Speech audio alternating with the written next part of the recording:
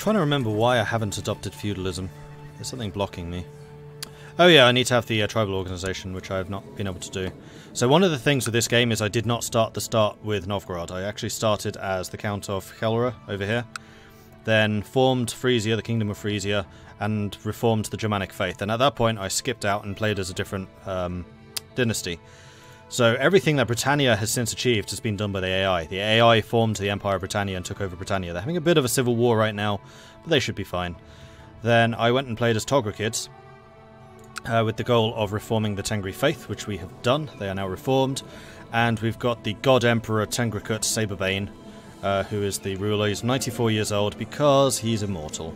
And he's also the head of the Tengri faith, so he really is the God Emperor of Tengri.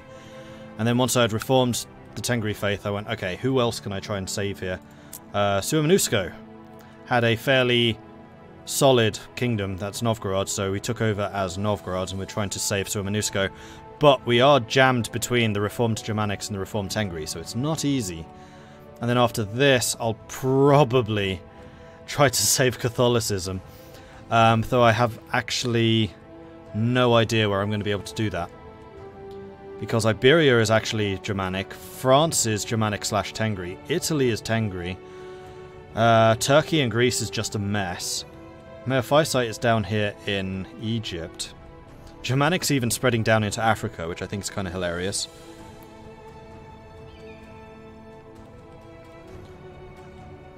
I wonder how many provinces are actually Catholic still? Not many. The Catholic heresy. 53 provinces are still Catholics. There's some chance of doing that.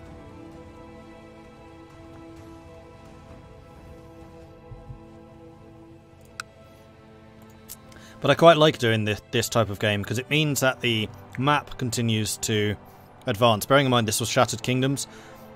Oh, sorry, Shattered World, which meant everyone started as a one-province county. There were no duchies, there were no kingdoms, there were definitely no empires. And everything you see formed here is because a county has managed to consolidate a hold and then build stuff. Like Gelre getting into Britannia, Asturias becoming Hispania, somebody down here, Kanambonu, I'm not actually sure who formed that stuff. Nagajan, there were two great conquerors in India. One of them came out on top and formed Nagajan, which is why this is so consolidated, because there were basically two large kingdoms who fought, and then the victor took it all. So it's actually been a really interesting game, and I love how the map's just constantly evolving and changing over time. And I'm not snowballing, because I'm not staying with just one dynasty, I'm moving around the map. Which is why you don't have a huge single player empire which is just dominating everything, like Burgundy. AI did all of that. And the hilarious thing about Burgundy, it's Tengri. This is owned by horse lords, although they're actually old Tengri. Oh, there's probably going to be a bit of a showdown between them and Tograkids at some point. Over the old versus the new. So yeah, I'm still trying to get Suomenusko reformed. I need to take either this province, which is currently controlled by horse lords, or this province, which is owned by Denmark, and Denmark's fairly strong, so I don't particularly want to fight them. Or this province, I think, which is obviously owned by Italy. So yeah, this is definitely a challenge.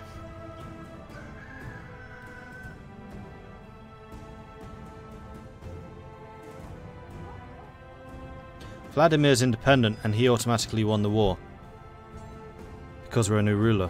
I just realised that. He created a new kingdom title for 94th Min. Who's really not got very many troops.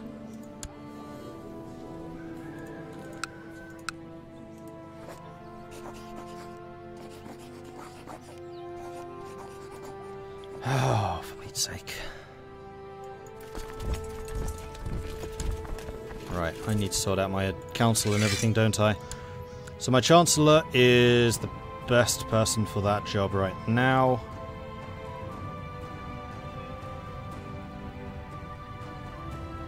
And Jeremy hated my guts because he was the guy I was fighting when she died. Damn it. That was terrible timing.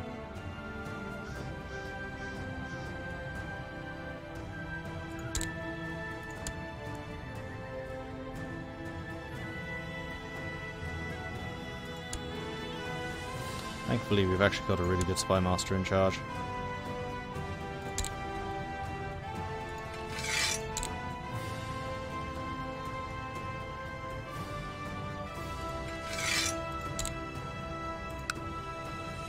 Our domain's down to just 6. 1, 2, 3, 4, 5.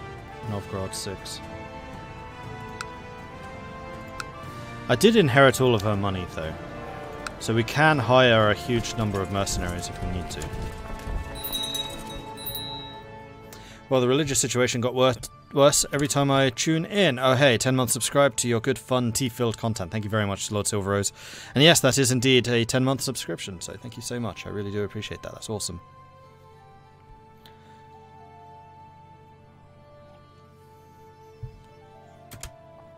Okay, so we need... Actually, you may as well go this way. Going to put our armies together in the same province. I'd like to invite you to a small gathering of friends. Yes, I will join you on that. It's a good way of improving relations with various people. Alright, let's drop the levies. You've got also a light cavalry retinue. Alright. At least we have a pretty sizable retinue. What's my retinue limit? Oh boy, we are way over it. So yeah, we need to have a fight against you before you can have a chance to build up. Oh, and I need an advisor too.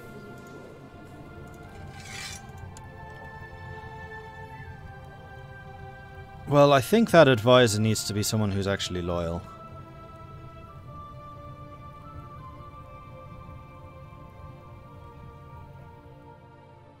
Actually, you would be fairly easy to make loyal.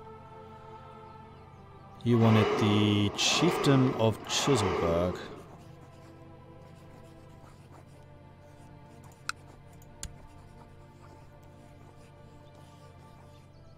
Which I don't own, so why are you getting uppity at me about that?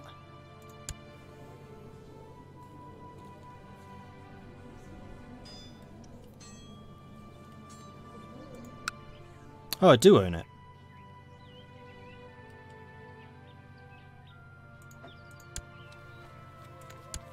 Oh, and it's your... yeah, you can have that. It's your de jure territory. Oh, right. This needs to be the capital because it's friggin' Novgorod. And then you can have... No, I'm not giving you that directly. Hang on. We're going to make somebody else the Chief of Chiselberg.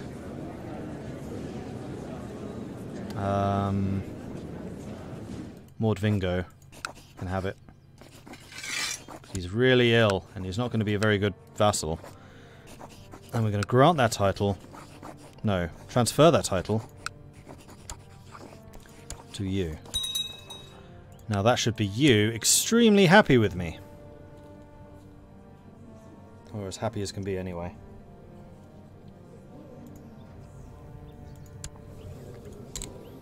New ambition. I would love to have an heir. Strengthen the Suomenusko religion. Wants to see the authority of Suomenusko religion strengthened as currently below 30%, and the ambition is active, might be presented with special war opportunities. To complete the ambition, you need to perform the 3 following tasks. Win a holy war, successfully defend against a holy war, construct a temple, convert a province to Suomenusko, or complete a special opportunity. And that will give me 100 piety. You know what? That would be a huge help in reforming. We want to do that. And yeah, our authority is only 23. So one of the issues we're going to be struggling against, which I hadn't realised when we embarked on the Suomenusko task, is their base religious authority is 0. It's not 50% like the other religions. So we obviously have the...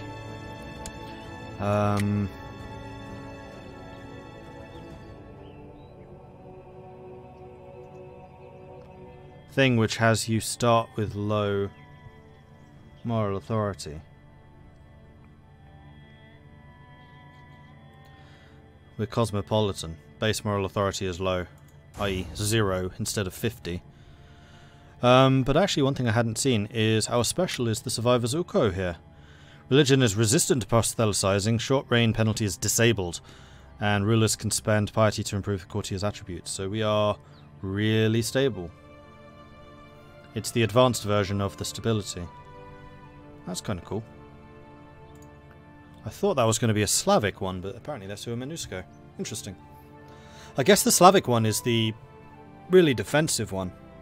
So Slavic has the military bonus as well, so Suomenusko is stable.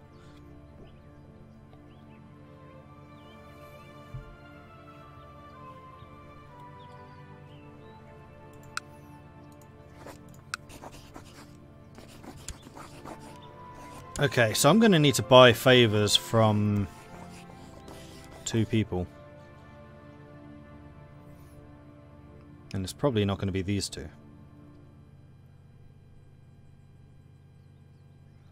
You would be fairly easy to buy one from. And let's go with you.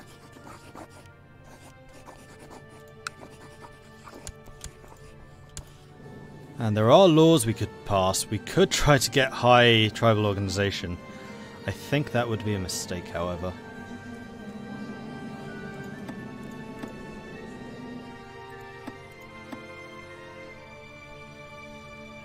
But once we're at maximum, we could become feudal.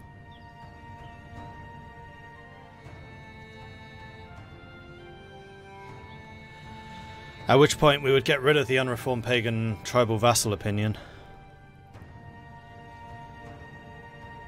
It would take about 20 years to do, though.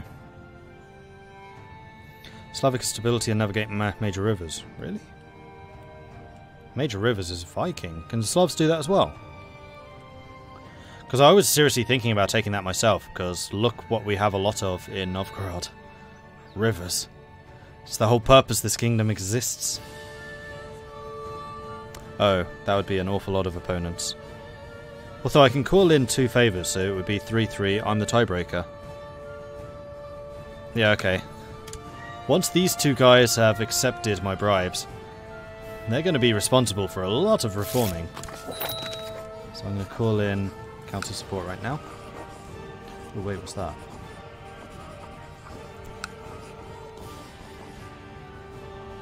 Oh, succession. Yeah, I don't care about that. Alright, so council support has been called in. We are going to tribal reform. 3-3, I'm the tiebreaker. That passes.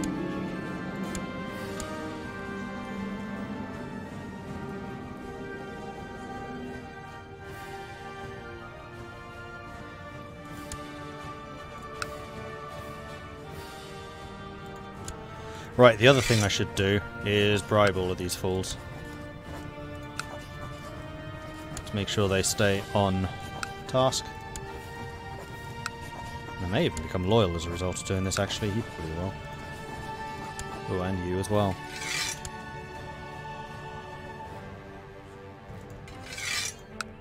Come on, pass.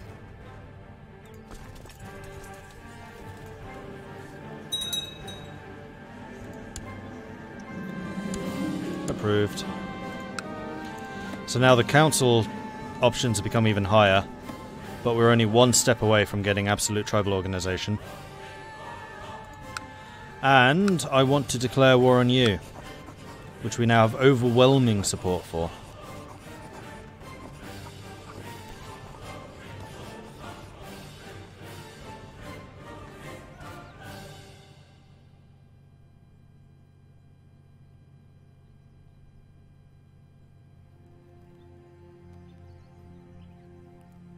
So, pressing all claims, I get the chiefdom of Pereslavl and the kingdom of Vladimir.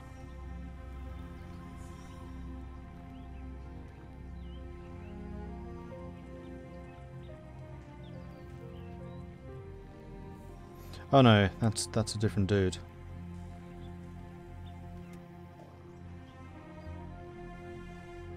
Zaleski gets the claim on the kingdom.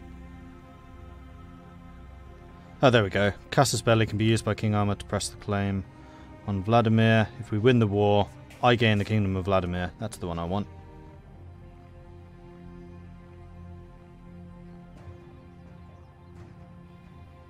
But the thing is, he personally still owns 2 provinces which are rightfully mine.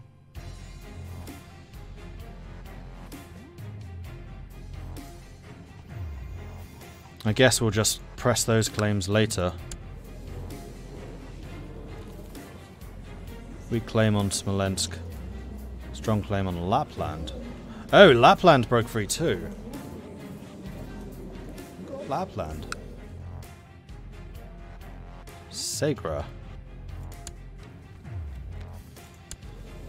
Sarah. How did she get that?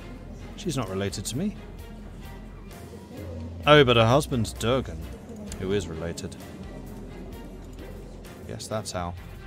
But no, Vladimir is the one that we need to go for, and I think we're going to do this with my claim on Vladimir.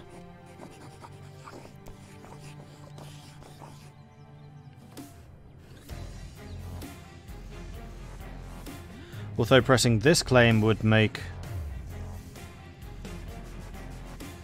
Oh no. I'm not understanding this. If we win the war, I get the chieftain of Pereslavel. I also get the kingdom of Armor. Where's Pereslavel then? Is that down here? No, that's still mine.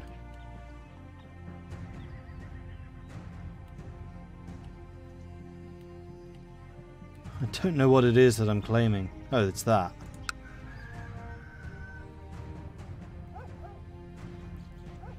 Oh, I see. That's my other brother. So I guess I'm inheriting... or it's taking everything from them.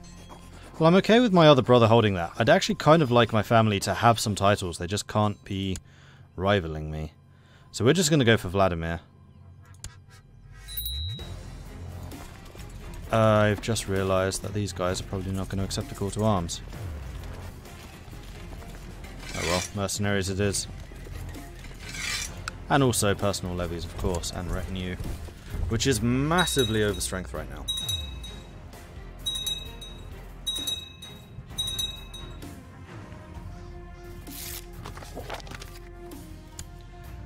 Unfortunate circumstances, yeah, namely a war. Build an observatory. Lose 25 gold. Oh right, because I have high learning. I don't have high learning. Build it anyway. I'm rich! I should be a bit careful with my money though. It's about the only thing keeping me in power.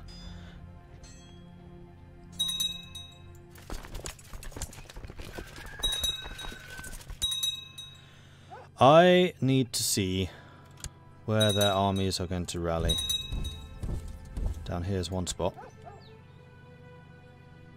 Oh no, he's going the other way. Now you are also Suomenusko, so I do need to be a little bit... No, it's only the reformed people. No, it's always... So I need to be careful when we fight in Suomenusko provinces, because then they get their defensive bonuses. No, we both get them, so they cancel each other out, because we're both Suomenusko.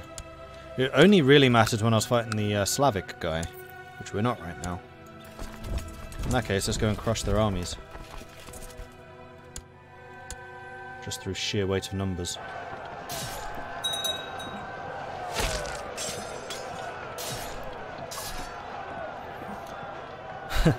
So you're not planning on going feudalism at all, or want to reform first? I can't. I've not been able to take it yet because I don't have the tribal organisation.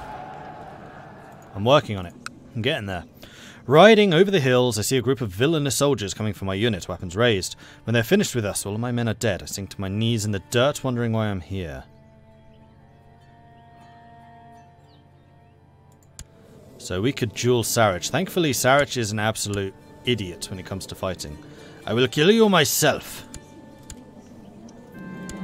I was chasing Sarich over the hills when the High Chief Shoni shoved me aside, barking, "I'll take this one, my lord," clumsily swinging his flail. Oh my, how chivalrous. He did well in the duel, though. Lost an eye in the process. Alright. That's what I pay you guys for. Oh wait, I don't pay you.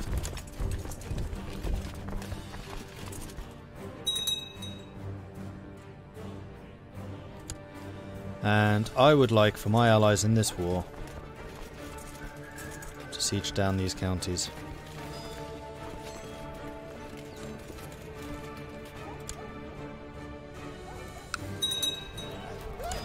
One moment I'm shouting orders, surrounded by the clanging of swords and fighting around me. The next, everything goes dark as the world slips away. God damn it. Right, you are banned from leading armies.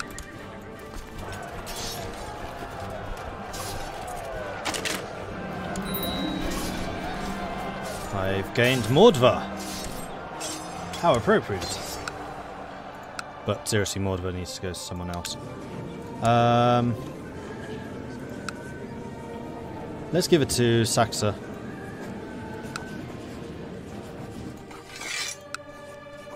Everyone approves.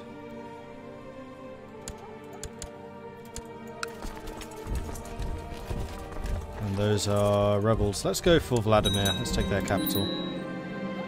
I've also taken Murom. Okay.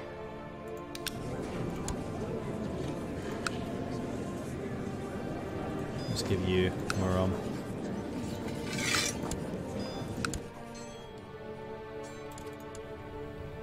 I lost my spy master. How unfortunate.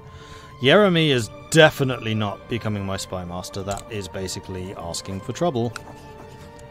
Let's bribe the living daylights out of this guy and also give you an honorary title as Master of the Blade.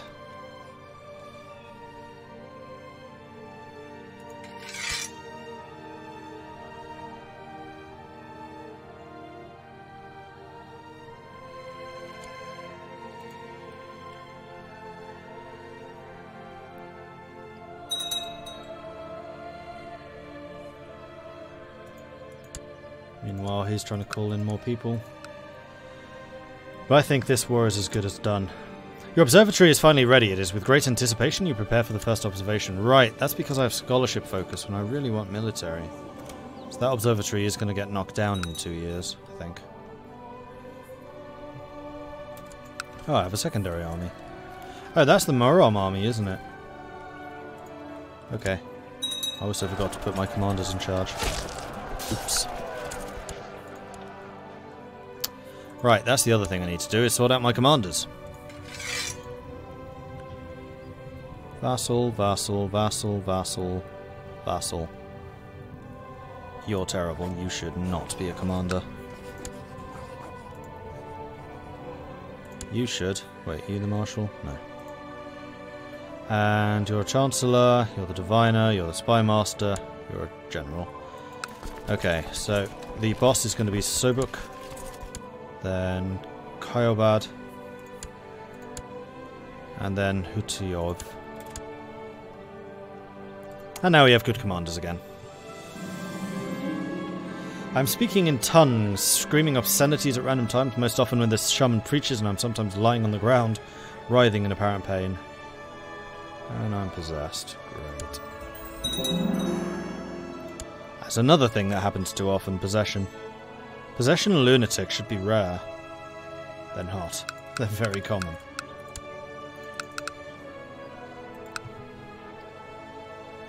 I've been trying out Castile in the new DLC. My god, Spain is broken now. It's 1565 and I've got almost all of Italy, all of Iberia, and a union with Austria and Hungary and about to get Britain. No comment. Did you get all of that through the mission system?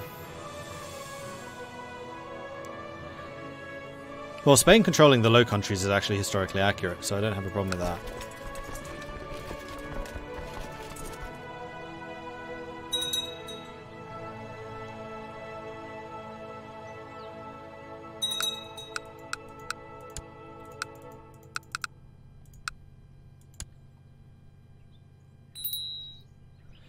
Don't think I've tried Novgorod in CK2. It's fun. It's good. I mean, this is shattered kingdom, so it's not exactly the same as the historical game, but yeah, it's good.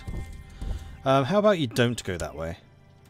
Wait, where are you going? You're going to Uglitch.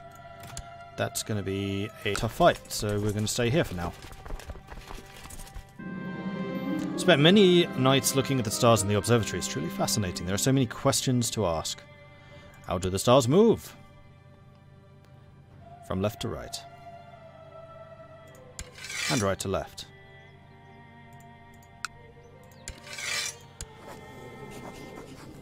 Come on, you pansy.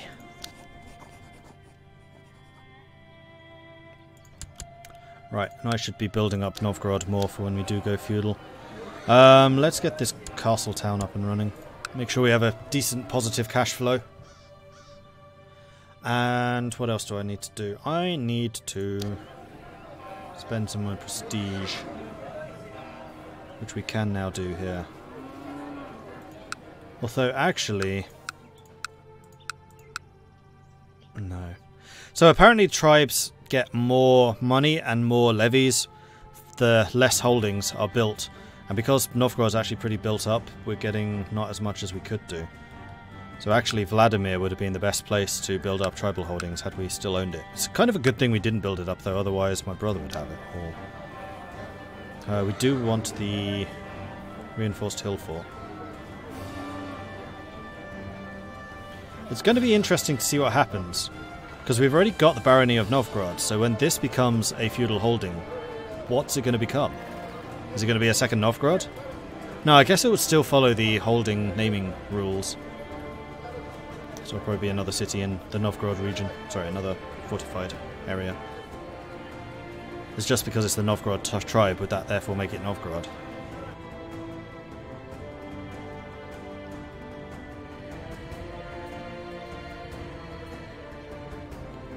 Let's go for the prestige building first. Also, technology, this is a thing that we do definitely need to do. We have a lot of cavalry, so let's go ahead and invest in that. And can't do any of those that I particularly want yet. Noble customs increases feudal vassals. We don't have feudal vassals, we have tribal vassals. I guess we kind of want to wait for legalism, because I think legalism 3 is primogeniture, is it not? Or is it 4? It's 3 or 4, I forget which. Right, Crown Focus. Crown Focus is definitely going to be on Novgorod.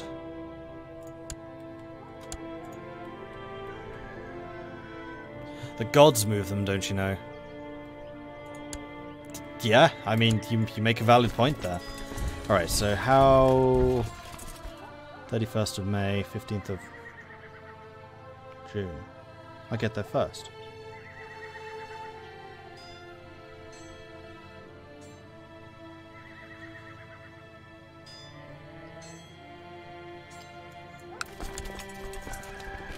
Gonna wait until they're locked into position now. So we have the top 3 commanders, Suba, Kulinga, and Huvov. You're not actually commanding one. Hulo, Inul. It's going to be 6,000 versus 2,000. This is going to be another big victory for us, especially as we are defending the river crossing. No, no, no, no, no, no. You got schooled. And this time I have the heavy infantry advantage. Haha!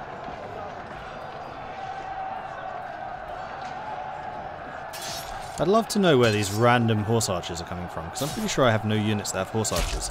Especially not just 3. That was a huge victory. 1,500 for 95 men. Oh, yes!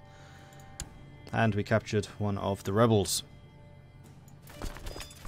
Right, I'm going to group you and then I'm going to split you. So we have 2 sets of 3,000. One of you stays here in Kostroma, the other one moves on.